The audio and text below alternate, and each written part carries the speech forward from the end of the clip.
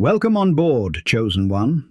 Sit down, breathe once, slow, all the way to the bottom of your lungs, and let something shift in your chest before you let the air back out.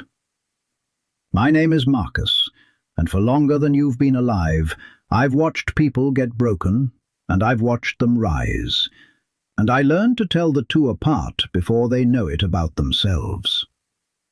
I've spent decades on one question and one only. Why is it that the people the world writes off are so often the exact ones the world is secretly terrified of? And you, sitting there right now in the dark with the light of this screen on your tired face, are one of them. By the end of tonight, you're going to see it too.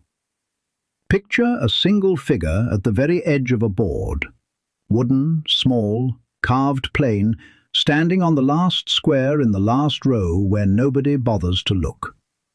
The other pieces tower over it. The tall ones, the crowned ones, the ones that sweep across the field in long, confident lines. And everyone who glances at that board sees the little figure at the edge and decides in half a second that it doesn't matter, that it can only shuffle forward one square at a time, that it exists to be sacrificed, to be handed over so the important pieces can survive. They looked at you exactly like that, for years. And here's the thing they never once saw coming, the thing carved into the grain of that little figure long before the game even started. It was never a pawn. It only agreed to look like one. I'm going to leave that figure standing there for now at the edge of the board, because you are not ready to see what it turns into. Not yet. There's a single moment coming, one turn of the whole game, that flips the meaning of every move you've ever made, and there's a final truth waiting at the end of tonight that rewrites your entire past. Hold on to both. The universe hasn't shown its full hand. Everything real is only just beginning.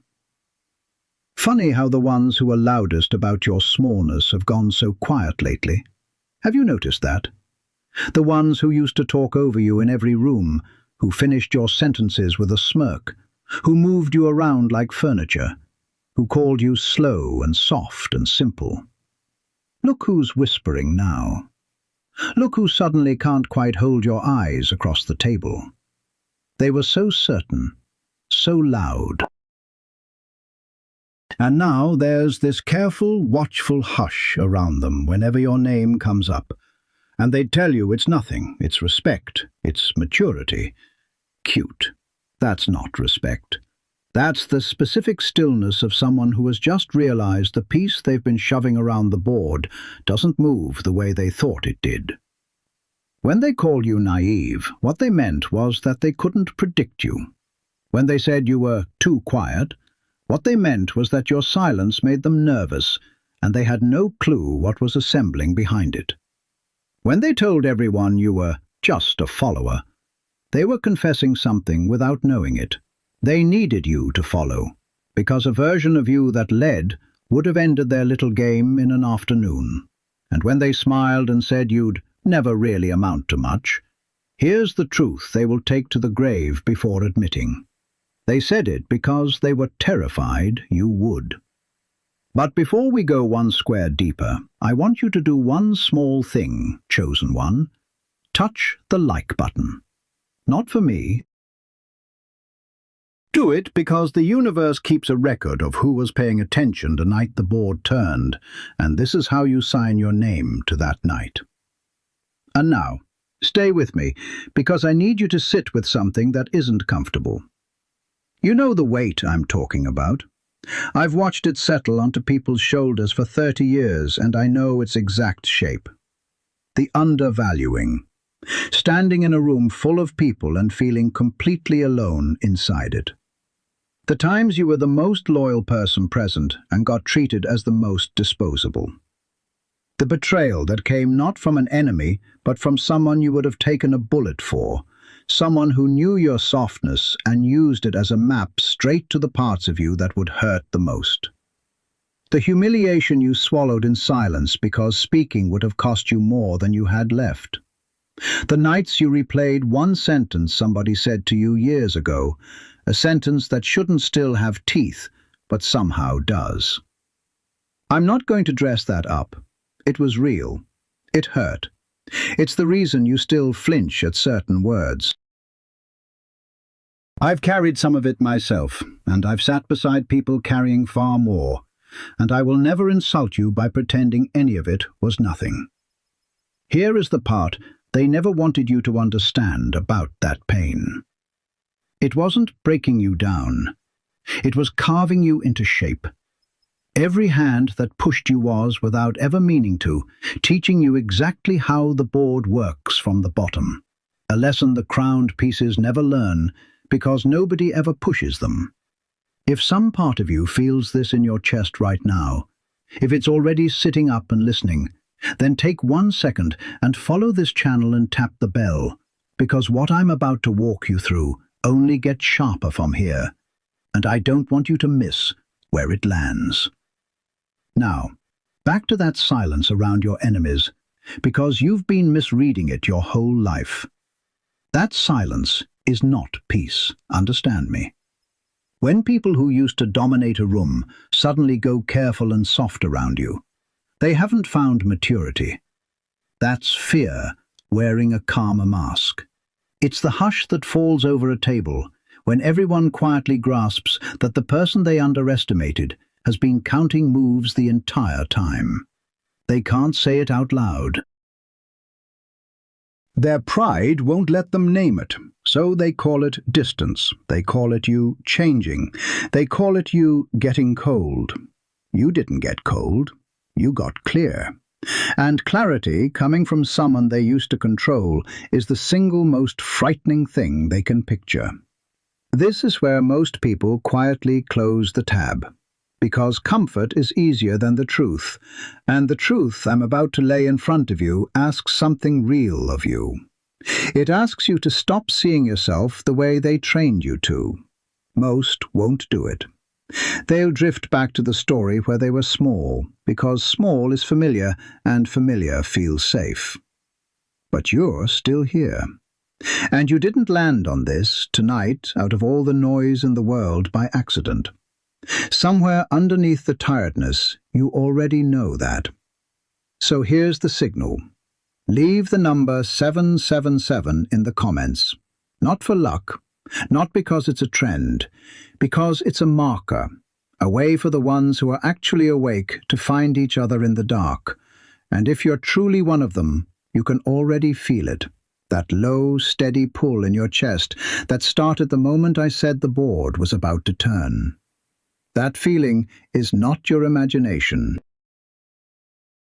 Hold on to it. We're about to give it a name. And the second we do, everything you believed about your own weakness starts to invert in front of you. Number 1. The thing they mocked as slowness was the patience of a piece that plays the entire board. I've watched fast people my whole life, and here's what I've seen again and again. The fast ones burn out on the third square. They lunge, they grab, they win the small skirmish, and lose the long war. And then one day they look up and wonder where all the years went. You were never slow, chosen one. You were deliberate. There's a difference the loud ones will go their whole lives without understanding. Picture 2 players at a board. One of them moves the instant his hand leaves the last piece, snatching every square he can reach, gloating with each little capture. The other sits still, studies, lets the greedy one gorge himself on easy pieces, on quick wins, on the shallow squares near the edge where nothing is really decided. And the whole time, that still player is watching the shape of the board form, the way you'd watch a storm gathering on the horizon, while everyone else keeps celebrating the warm afternoon. By the time the greedy one finally looks up, the board has already closed around him. He captured everything that didn't matter and lost every square that did. You might ask yourself, wasn't my slowness a flaw? Didn't it cost me? Didn't I let chances slip by because I wouldn't rush? No. Here's what actually happened. Every time you refused to lunge, you were reading the board while they exhausted themselves out on the edges. Your patience wasn't hesitation. It was a piece that already knew it had more moves left in it than anyone at the table suspected. I've watched the people who mocked that patience end up chasing their own tails at 40, still lunging, still grabbing, still baffled about why the board keeps closing around them. That wasn't slowness you were carrying. That was endurance.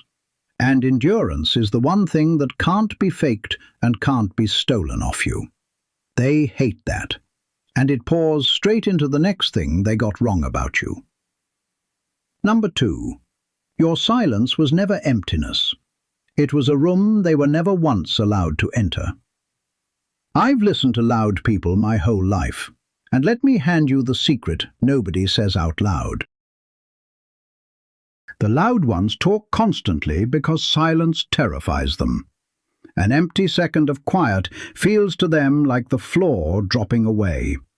So they fill every gap with noise, with opinions, with the sound of their own certainty, and they mistook your quiet for you having nothing to say. What a beautiful, useful mistake for them to make.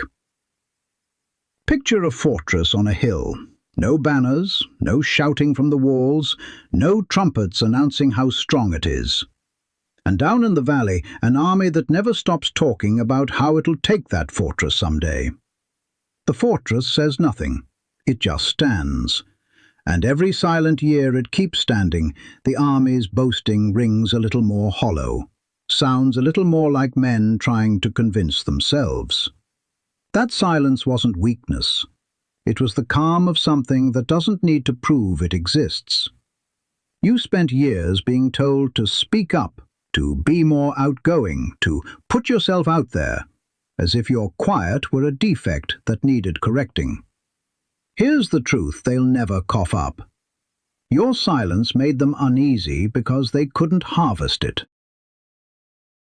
They couldn't take a quiet person's words and twist them, couldn't bait you into saying the thing they'd file away and use against you later.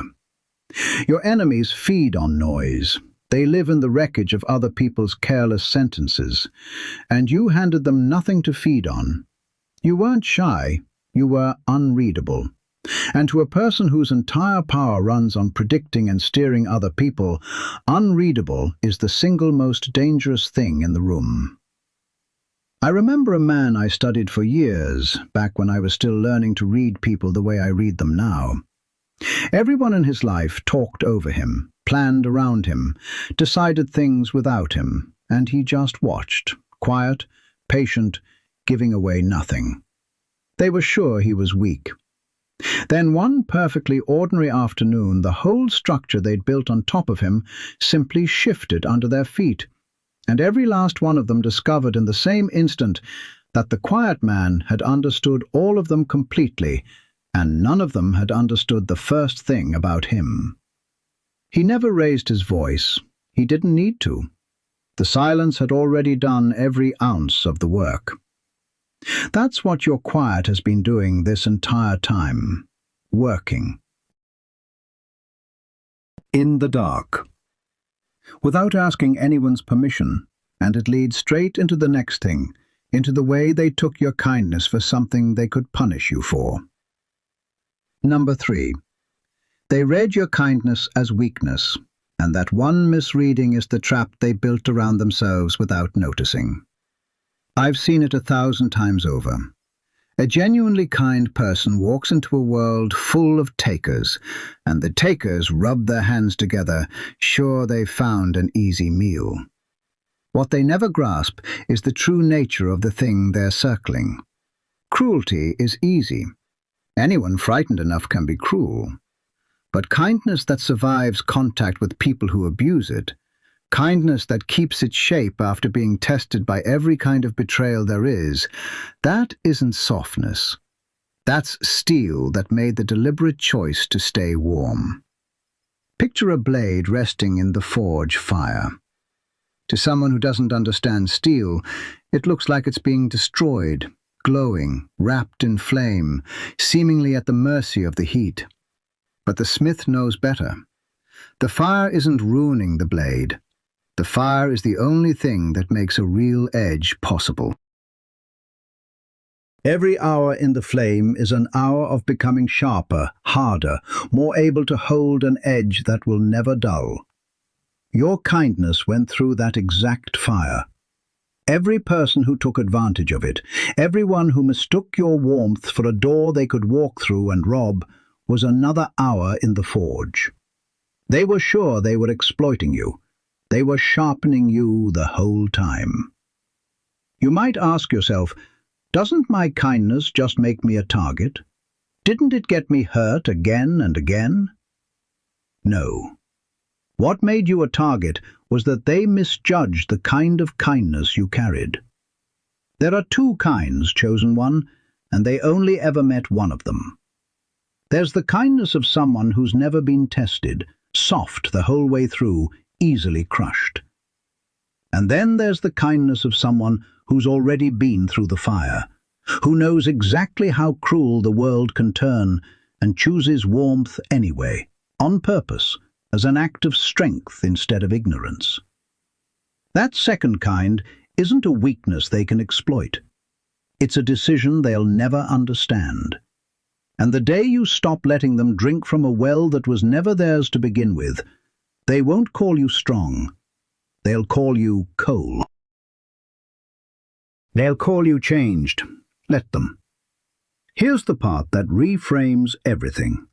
And it's where a real question is probably alive inside you this very second. If they were so much stronger, if they held all the crowned pieces, and you were only ever the small one at the edge, then why has so much of their energy always been spent on you? Why the whispering, the watching, the careful managing of a person they claim is beneath their notice? I told you the real reason for their sleepless nights was coming, and I'll get to the very heart of it, but not yet. First, you need to understand something about loneliness, because they used that against you too. And about that one, they were wrong most of all. Number 4. They told you your loneliness was proof that something was wrong with you. The exact opposite was true. It was proof you were being kept apart on purpose, forged in isolation, the way the sharpest things always are. I've watched this pattern hold for decades, and it never once stops being true. The people who end up dangerous, in the quiet sense, the ones who end up untouchable, almost always spent long stretches alone. Not because the crowd rejected them by accident, because the crowd could feel, without ever knowing why, that this one didn't belong among them, that this one was quietly becoming something the crowd could never contain. Picture a seed buried in cold, dark soil, in total silence, cut off from everything. No sun, no voices, no company at all. If the seed could feel, it would be certain it had been abandoned, discarded, left in the dark to be forgotten by everyone. It is no idea that the dark isn't a punishment. The dark is the only place on earth where the roots can form. Every day of that isolation is a day of building the underground structure that will one day let it push up through the packed earth and stand tall exactly where nothing else can grow. Your loneliness was that soil. And you spent so long convinced you'd been abandoned that you never once noticed your roots going down deeper than anyone's around you. You might ask yourself, but doesn't everyone need people? Wasn't all that solitude just damage? Just years I'll never get back? No. Listen to me very carefully, chosen one. There's a loneliness that hollows a person out, and there's a solitude that builds one. And from the outside they look identical, which is precisely why they lied to you about which one you were living in. The people who mocked your aloneness were never alone for one good reason. They can't be. Strip away their crowd, their noise, their constant reflection in other people's eyes, and they have no idea who they are. You know exactly who you are, and you know it precisely because you were forced to find out with no audience clapping along.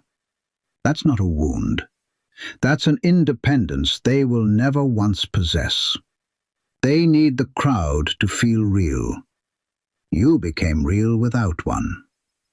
And here's the part that should make you sit straight up, because it's a slow-burning truth I planted earlier, and it's time to pull it back into the light. I told you their sleepless nights had a real cause, and that I'd hand it to you when you were ready. You're closer to it now. But there's one more layer sitting beneath it, and I won't rush it, because if I give it to you too soon, it'll just be a sentence instead of the thing that rearranges you from the inside. So hold that thread tight. For now, understand only this. Their fear of you was never about anything you did. It was about what you were becoming while they weren't paying attention. And that leads straight into the cruelest thing they got wrong, the one about your failures. Number 5. Every failure they threw back in your face was a trap you were setting without even realizing it. I've watched winners, and I've watched people the world is quick to call losers. And here's the difference the loud ones never manage to see. The people who never fail are the people who never risked anything on the board. They played safe pieces, small moves, guaranteed little wins near the edge where nothing important ever gets decided. And they point at your scars, your visible losses, your public stumbles, and they call it proof you're beneath them. What they're really doing, without hearing themselves, is confessing they were too afraid to ever stand where you've stood. Picture a player who looks like he's losing piece after piece. To the crowd leaning over the board, it looks like a slaughter. They lean in closer, they gloat, they whisper that this one is finished, that this one never understood the game to begin with. And the whole time, every piece that falls is bait. Every single loss draws the greedy opponent one square deeper into a shape he cannot see, because he's far too busy counting the pieces he's grabbed to notice the trap quietly closing behind him. What looks like defeat from the outside is a sacrifice with a purpose stitched into it. And the moment that trap finally springs shut, the crowd that was gloating a second ago goes completely, utterly silent. You might ask yourself, but I really did fail, didn't I? Those losses were real. That humiliation actually happened. Yes, it was real. I will never tell you it wasn't. But here's what they will never admit out loud. Your failures taught you the entire underside of the game, the part they've never once seen because they've never fallen far enough down to see it. You know what it feels like to be down to nothing and still be standing there in the morning. You know exactly how the board looks from the losing side, which means you can read a position they can only ever guess at. Every scar you carry is a place where the world tested whether you'd shatter, and you didn't. They have no scars because they've never truly been tested. And an untested piece is a bitter one. You weren't failing, chosen one. You were quietly collecting the exact knowledge that makes a person impossible to beat a second time. They can't understand that, and their failure to understand runs straight into the next thing, into why they can't sleep, which I'm finally going to drag out into the open. Number 6. Here's the real reason for their sleepless nights, the thing I've been holding back since the very beginning. It isn't your success that haunts them. It's the moment they realize they built their entire sense of superiority on the assumption that you would stay small forever. And that assumption just cracked right down the middle. I've watched people manage this particular fear for years, and it's the quietest, most desperate kind of fear there is. It's the fear of someone who staked everything they had on another person never waking up. Think about what it actually means. Every time they diminished you, they weren't just insulting you, they were placing a bet. A bet that you would always accept the small square, always follow, always be the piece that gets moved around by other hands. Their whole identity, the pleasant little story they tell themselves about being the important ones, rests entirely on you staying exactly where they put you. So when you start to move differently, when you stop reacting the way you always used to, when the silence around you begins to feel like strategy instead of surrender, something in them panics on a level they'd sooner die than confess. Because if you were never really the small piece, then the entire game they thought they were winning was a game they never once understood. Picture a chess player who spends the whole match convinced he's toying with a weak opponent, capturing freely, sure of his own mastery. Then, late in the game, he glances up and sees that a single piece he ignored has quietly reached the far side of the board. And in that instant, the piece he wrote off transforms into a force he can no longer stop. It doesn't slow down, it doesn't apologize for it. It moves with a range and a freedom it never had before, and everything he built his confidence on collapses in a single held breath. That's the moment your enemies are dreading. That's the moment their bodies can already feel coming, which is exactly why they can't rest at night. You might ask yourself, if they're so afraid, then why do they still act so superior around me? Because the mask is the only thing they have left to hold on to. That confident face, that easy dismissal, that little smirk when your name comes up in a room. It isn't strength anymore.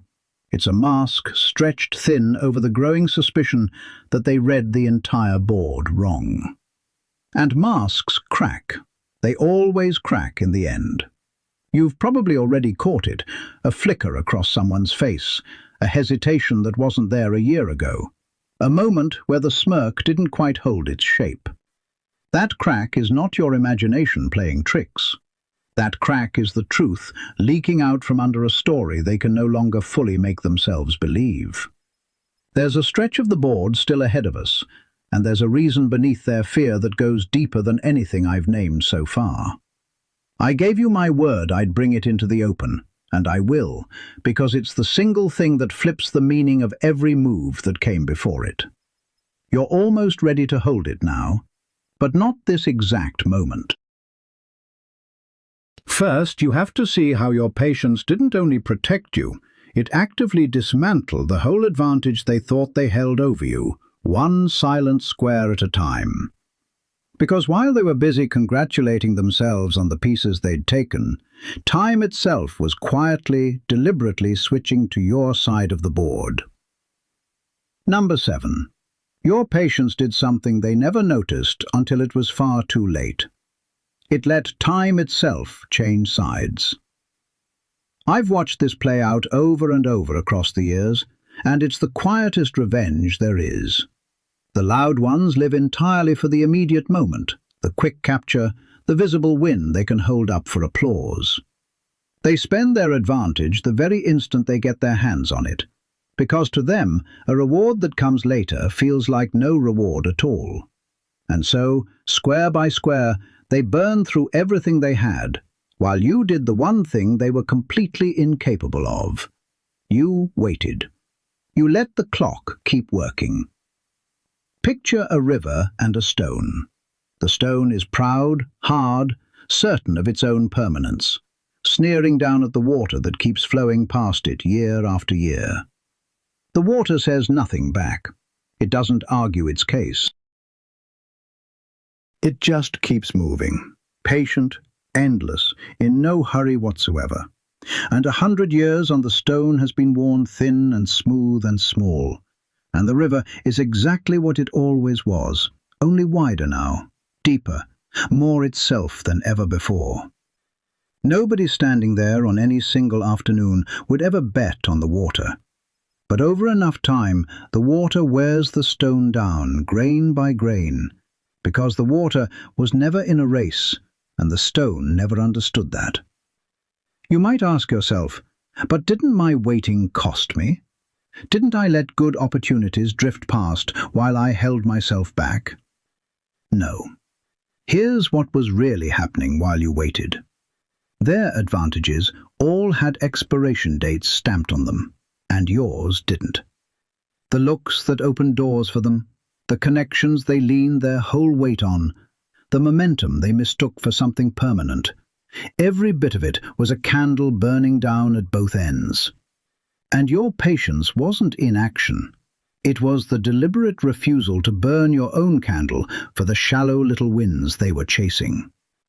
So the years rolled past, and their fire guttered low, and yours never even began to dim, because you were never once in a hurry. Time is not the enemy of a patient peace. Time is its most loyal ally in the whole game.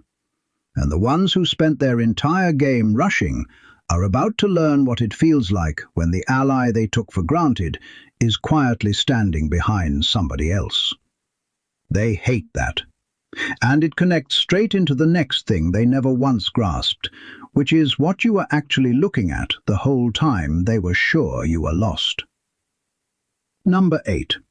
While they stared down at one square, you were quietly reading the entire board. I've spent my whole life watching the way different people see, and there are only really two kinds. There's the kind that locks onto the piece right in front of them, the immediate conflict, the current drama, the thing that's loud right this second. And there's the kind that pulls all the way back and takes in the whole shape at once, the way every piece relates to every other, the way a move over here quietly rewrites what happens over there 3 turns from now.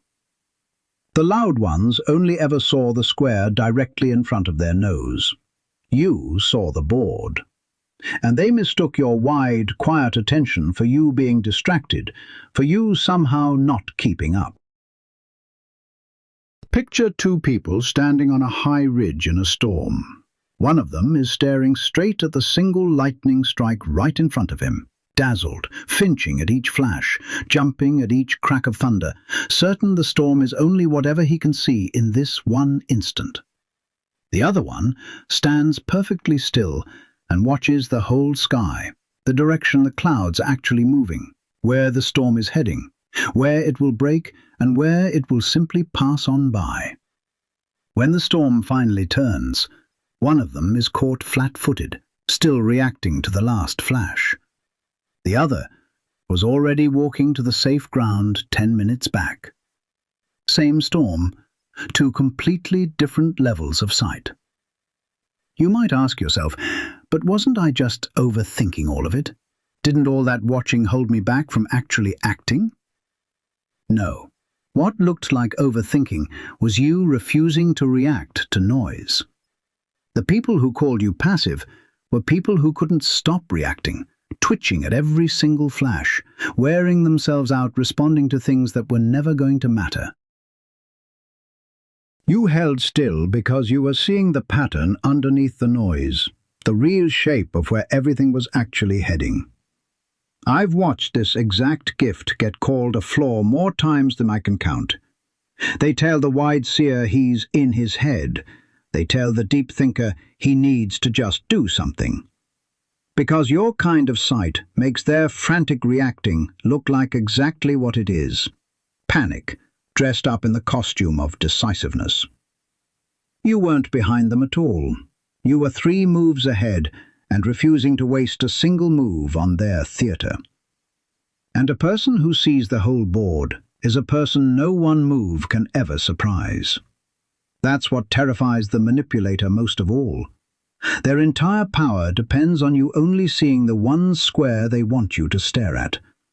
And you outgrew that a long, long time ago. Which carries us straight to the turn I've been promising you all night. The deeper layer sitting under their fear, the thing that flips the meaning of every move so far. Number 9. Here it is, the layer underneath everything else.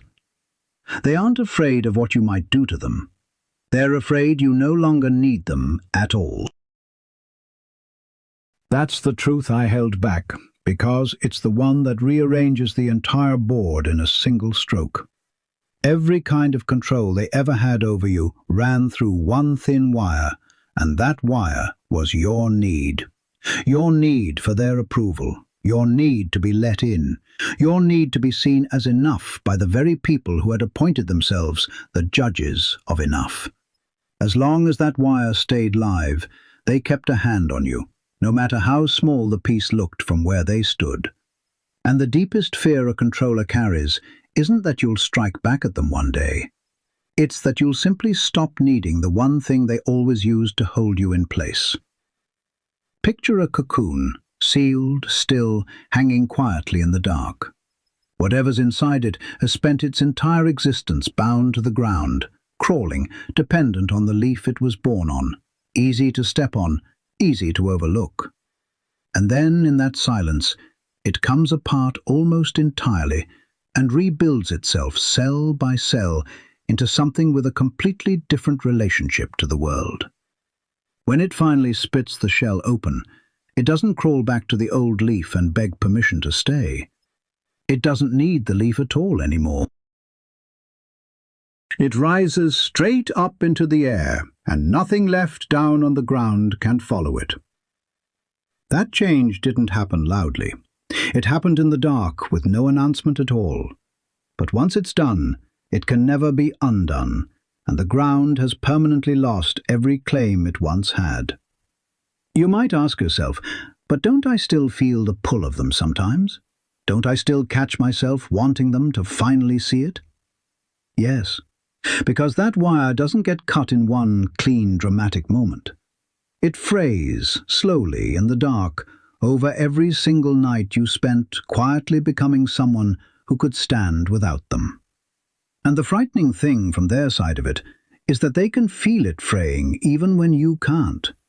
They notice you asking for less, explaining yourself less, chasing their approval less and less. And every notch you drop that need, they lose another fraction of the only real power they ever held over you. This is exactly why they suddenly get nicer right at the moment you stop needing them. It's not affection at all. It's a hand grasping at a wire that's already slipping out of reach. You weren't becoming distant. You are becoming self-sufficient. And self-sufficiency is the one thing no manipulator can ever build inside themselves, which is precisely why they can't stand to watch it grow in you. If you've felt that wire fraying in your own life, if any of this is landing on something true down inside you, then leave the number 777 in the comments where I asked you to, because I want to see with my own eyes how many of you are actually awake tonight. And now we come to the part of the board that flips everything, because there's a moment coming, a specific moment, when a piece that spent the whole game crawling forward one square at a time reaches the one place in the board that transforms it forever. You're almost there. Stay with me, because this is where the pawn stops being a pawn. Number 10. There's a moment in the game that flips everything you thought you understood, and it's the moment the pawn reaches the last rank. Follow this closely, because it's the whole secret laid bare. In the game on the board, when the smallest piece, the one everyone dismissed without a second glance, crawls all the way to the far side, square by patient square, past every piece that tried to stop it dead, something happens that has no equal anywhere else in the entire game. It can be promoted, and almost every player chooses to turn it into a queen, the piece with the greatest range on the whole board, able to move in any direction across the entire field with a reach nobody left can match. And here's the part that should stop your breath cold. The potential to become that piece was carried inside it the entire way. The crossing was the only thing standing between the pawn and everything it was always able to be. Picture that plain little figure I left standing at the edge of the board back at the very beginning. Remember it, the one everyone towered over, the one they were all so sure existed only to be sacrificed and forgotten. Watch it now. It has crossed the whole board. Every square it survived is behind it now. Every hand that pushed it, every piece that got traded away to slow it down, every player who gloated while it inched forward one step at a time, all of it is behind it now. And in the moment its foot lands on that final rank, it rises. It is no longer the piece they dismissed at a glance. It's the piece that ends games. And it didn't become that by getting lucky, or by being handed something. It became that by refusing, square after square, to ever stop crossing. You might ask yourself, but how do I know I've reached that rank? How do I know this is my moment and not just one more ordinary square? Here's how you'll know. You feel the range open up around you. You start to notice that situations which used to trap you cold no longer manage to hold you. Choices that once felt flat-out impossible are suddenly sitting right there in front of you. People who used to move you around find, to their confusion, that you're now moving in directions they can't predict and can't block. The change doesn't arrive with trumpets and announcements. It's felt as a widening. A door you were certain was locked, turning out to swing open. A wall you spent years quietly respecting, turning out to be nothing but a curtain. That widening is the promotion, chosen one. That's the last rank, reached one silent square at a time, by a piece that everyone, sometimes even you, mistook for something small. And the ones who spent the entire game treating you as expendable are about to feel the full weight of exactly what they never saw coming. Which carries us straight to the two moments where their whole story finally falls apart right in front of their eyes. Number 11. Watch closely what happens to a manipulator the moment the person they controlled stops responding to the controls. This is the first crack, and it's the one that unsettles them before they can even find a name for it. Every hold they had on you worked through a predictable reaction. They pressed a certain button, and you did a certain thing. They said the cutting little remark, and you shrank down. They pulled back their approval, and you scrambled to earn it back again. They implied you were being difficult, and you softened, apologized, made yourself smaller to keep the peace. The whole machine ran on one thing, and that one thing was you reacting exactly the way they expected every time. And then, one perfectly ordinary day, they press the button and absolutely nothing happens. Picture someone standing at a control panel they've worked for years, confident, casual, reaching for the lever that has always worked. They pull it. Nothing moves. They pull it again, harder this time, and still nothing moves at all. They start slapping every button they know, faster now, a little frantic around the edges, because the machine that always obeyed has simply stopped listening to them. And the panic that climbs up their throat isn't really about any single lever. It's the horror of realizing they never actually held the power they were so sure they held. The machine had merely been letting them believe it all along. And the second it stops, they discover they were never really the operator at all. They were just a person standing at a panel that happened, for a while, to cooperate. You might ask yourself, won't they just go find a new button to press? Won't they simply adapt? They'll try, they always try. But here's the thing they cannot do. They can't manufacture a hold where the need underneath it has already died. Every button they ever had was wired directly to something you used to want from them. Approval, inclusion, peace, the simple absence of their disapproval. And you've been quietly disconnecting those wires this entire time, in the dark, the same way the seed builds roots where nobody's watching. So when they reach for the old controls and find dead wires in their hands, the smooth mask finally slips clean off, and you see, plainly, the fear that was always hiding underneath it. Not strength. It was never strength. Just a person who mistook your cooperation for their own power. And once you've seen that clearly, one single time, you can never again be moved by the mask. which carries us straight to the second crack, the one that finishes the illusion off completely. Number 12. The final crack is the moment they realize they were never once playing against a pawn. They were playing against a king the entire time, and they built their whole strategy on top of a lie. Think about what that does to a person deep down. Everything they did, every move they made, every plan they carefully laid out, was built on the assumption that you were the weak piece, the disposable one, the one that existed to be maneuvered around.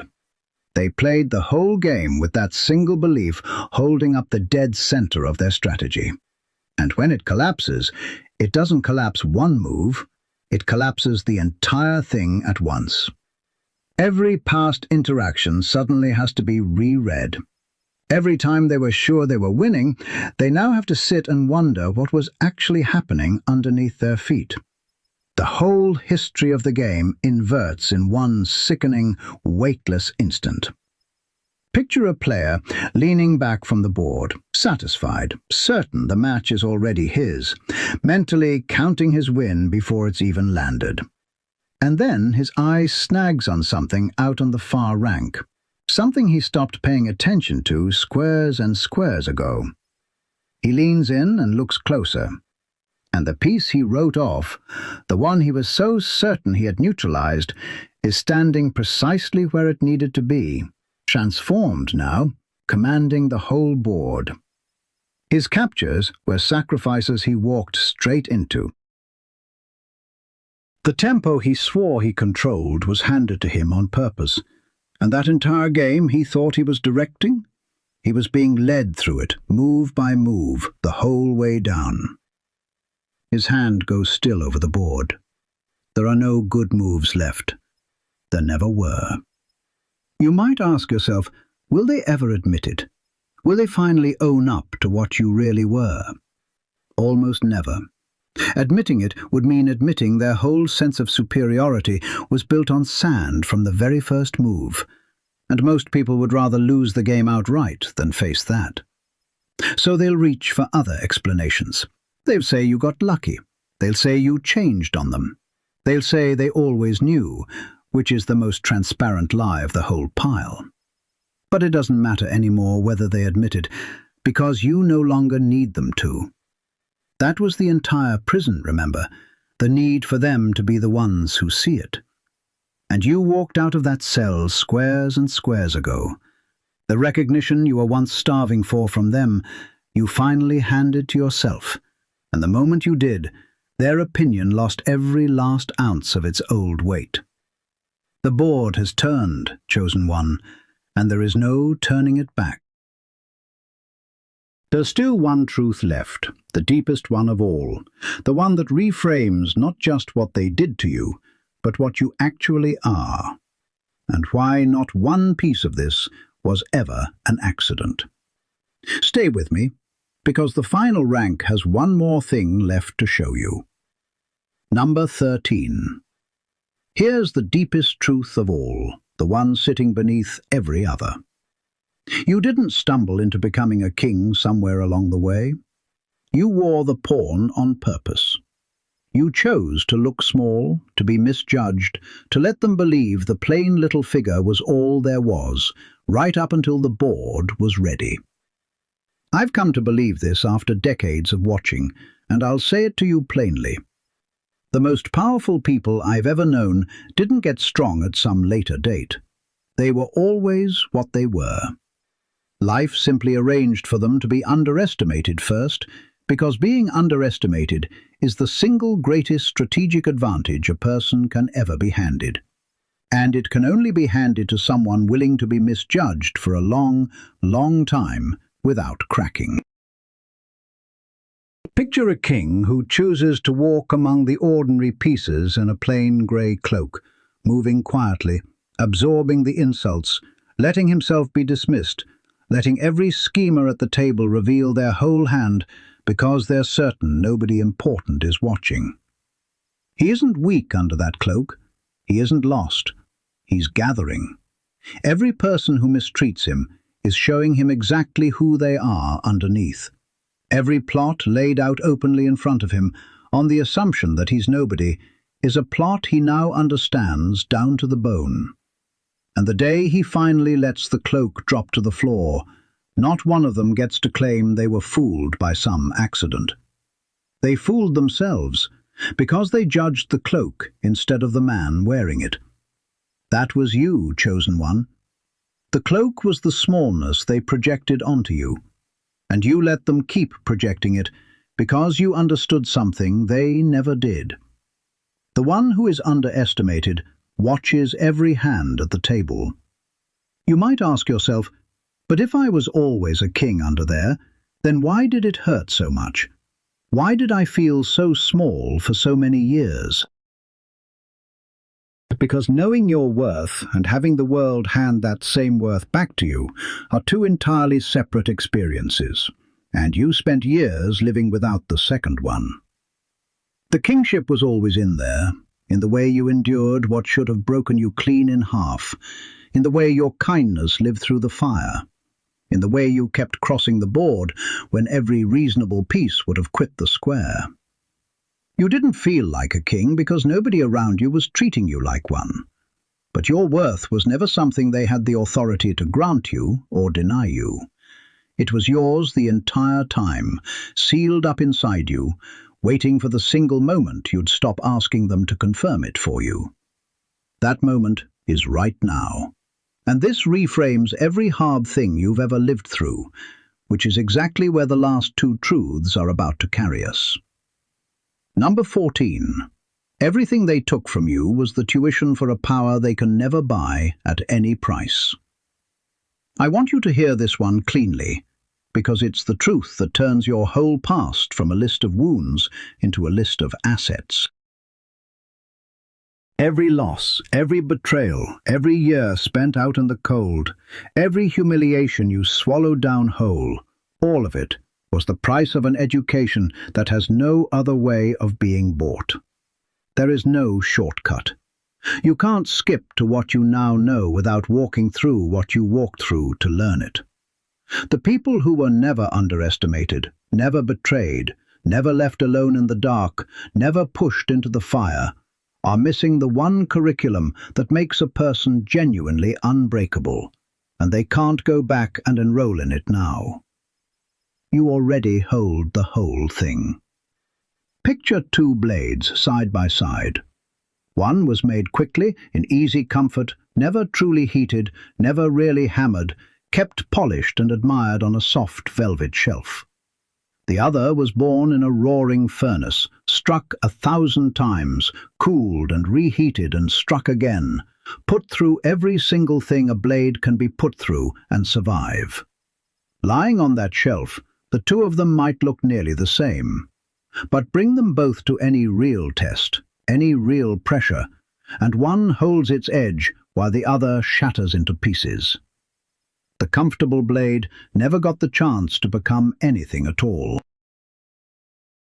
The one that suffered the forge is the only one you'd ever trust with your actual life. You are the second blade. And no amount of comfort or money or dumb luck can ever manufacture what that forge hammered into you. You might ask yourself, does that mean I'm supposed to be grateful for the pain? No. Don't ever let anyone twist this into that. You don't owe the people who hurt you any gratitude, and you don't have to pretend the wounds were kindly gifts from their hands. The tuition was real, and the cost was steep, and it was taken from you, not offered gently. But the education is yours now, permanently, and no one alive can repossess it. That's the whole difference right there. You keep the strength without owing a single word of thanks for the cruelty that forged it. What was taken from you can never be handed back, but what it built inside you can never be taken from you again. And that permanence is exactly what carries us into the final truth, the one that decides everything from here forward. Number 15. Here is the last thing, and it's the only move left on the whole board that truly matters. The game was never really against them. It was against the version of you that believed them. Read that again, slowly.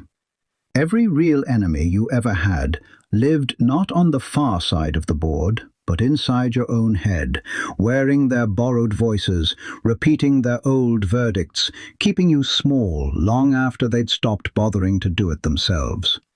And the moment you stop believing the story they wrote about you, the game is already won, because there was never anyone left with the power to move you, except you. Picture that figure standing on the last rank now, transformed, standing in its full power at the far side of the board. It looks back across every square it crossed to get here, and finally understands that not one piece it passed was ever its true opponent. The true opponent was the belief, held quietly for so many years, that it could only ever move one square at a time, that it was small, that it was born to be handed away. The instant that belief died, the crossing was complete. And now it stands where nothing on the board can command it, not because it defeated all the others, but because it stopped agreeing to be less than what it always was. The others were never the real game. They were only ever the terrain it had to cross. So here is what I need you to carry out of this room, chosen one, into every space you walk into from tonight forward. The people who underestimated you were never your ceiling. They were your training. Their doubt was the resistance that built your strength, the exact way a current builds a swimmer who fights upstream against it long enough. You don't need them to admit what you are, because their admission was never the real prize. The prize was you finally seeing it for yourself, and you're seeing it right now, tonight, in the dark, with this light on your face and something brand new sitting up straight inside your chest. That figure at the edge of the board, the one I asked you to remember at the very beginning, the one everyone was so certain would be traded away and forgotten by morning. It reached the final rank. It always would have. It was only ever a matter of refusing, one square at a time, to stop crossing. And you didn't stop. That's the whole story. That was always the whole story. If this reached the place in you it was meant to reach, leave the number 777 one more time in the comments, so the ones who cross the board can find each other in the dark. And carry this with you everywhere from here, because the board has already turned, and it does not turn back. You were never the pawn. You were the king who agreed to look like one until the board was finally ready. And now, chosen one, it is.